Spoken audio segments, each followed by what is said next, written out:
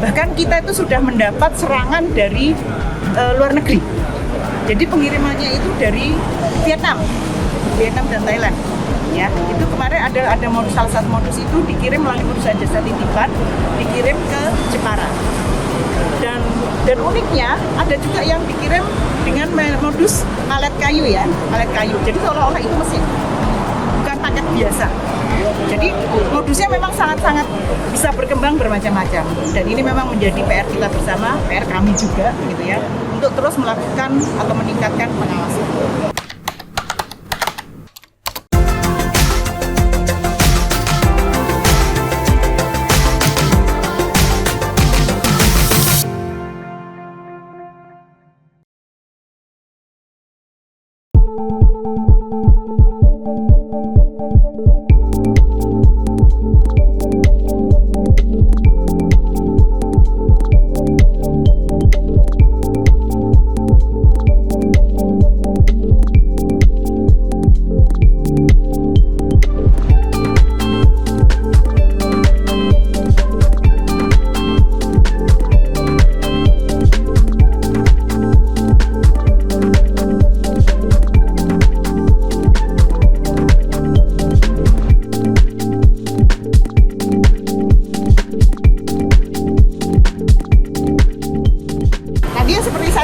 Jumlahnya kurang lebih 6,09 juta batang ya, rokok ilegal.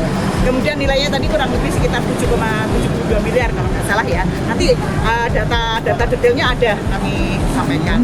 Kemudian saya sampaikan bahwa setiap tahun itu kami memang ditarget oleh kantor pusat bea cukai untuk melakukan penindakan rokok ilegal. Dan itu tidak sedikit. Minimal itu lebih dari 20 juta batang setiap tahun itu kami harus melakukan penindakan itu. Dan sampai dengan hari ini itu kami sudah berhasil melakukan penindakan 20,83 juta batang oleh kantor bea cukai itu sendiri. Oleh kantor seluruh jajaran bea cukai di Kanwil Jateng DIY, maka BP2 punya datanya lebih lengkap, pasti lebih besar dari itu.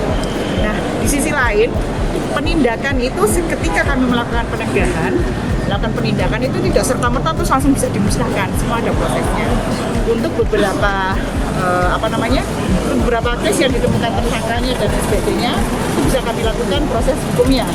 Jadi mulai dari penyidikan, kemudian nanti tetapkan tersangkanya dan lain sebagainya, sehingga kami memang bekerja sama dengan aparat penegak hukum. Tapi untuk barang-barang yang kemudian tidak ditemukan tersangkanya, misalnya kami melakukan penindakan ke rumah kosong, bangunan kosong dan lain sebagainya, atau perusahaan jasa titipan yang tidak kemudian ditemukan pihak pengirim maupun penerimanya, itu kami proses menjadi akhirnya GMS. Ini mayoritas dari mana dan modusnya masih seperti apa aja sih dari tahun sampai tahun sekarang Bu? Kalau mayoritas itu ya memang di wilayah kerja kami. Sebagian kiriman mungkin dari provinsi sebelah gitu ya. Karena memang Kudus wilayah kerja kami ini kan jalur perlintasan gitu ya. Terus sebagian dari itu biasanya kami lakukan penindakannya dengan penindakan sarana pengangkut. Kalau dari provinsi sebelah gitu ya. Tapi kalau kemudian yang di wilayah kerja kami sendiri itu modusnya ya penindakan bangunan. Ketika kami sudah melakukan pemutihan dan lain sebagainya, ketika kami datangi ternyata sudah nggak ada orangnya, tapi tinggal ada bangunnya, misalnya bangunan seperti itu. Dan itu ada di mana mayoritas di Jepara ya, mayoritas di Jepara. Tapi tidak pada hasil data kami itu tidak hanya Jepara. Bahkan Rembang yang tidak ada pabrik rokoknya pun kami melakukan penindakan, kami mendapati juga beberapa case terjadi di Rembang. Rembang saat ini tidak ada pabrik rokok. Kemarin sempat ramai juga menggunakan jasa kirim seperti itu. Untuk RD ini bagaimana? Masih cukup tinggi? Masih. Bahkan kita itu sudah mendapat serangan dari luar negeri. Jadi pengirimannya itu dari dari Malaysia, bukan Malaysia, bukan Malaysia, Vietnam dan Thailand. Ya, itu kemarin ada salah satu modus itu dikirim melalui perusahaan jasa titipan, dikirim ke Jepara. Dan uniknya ada juga yang dikirim dengan modus palet kayu ya, palet kayu. Jadi seolah-olah itu mesin, bukan paket biasa. Jadi modusnya memang sangat-sangat bisa berkembang bermacam-macam. Dan ini memang menjadi PR kita bersama, PR kami juga gitu ya, untuk terus melakukan atau meningkatkan pengawasan. Mohon maaf, itu dari rokok ilegalnya dari dalam keluar atau keluar ke dalam Bu? Dari luar ke dalam. Jadi mendapatkan nota informasi bahwa ada pengiriman dan kami lakukan penindakan, berhasil kami melakukan penindakan, itu memang dari luar, melalui pesisir timur Sumatera. Maksudnya, kenapa? SPM. Ya, SPM, namanya SPM, Garut Putih Mesin.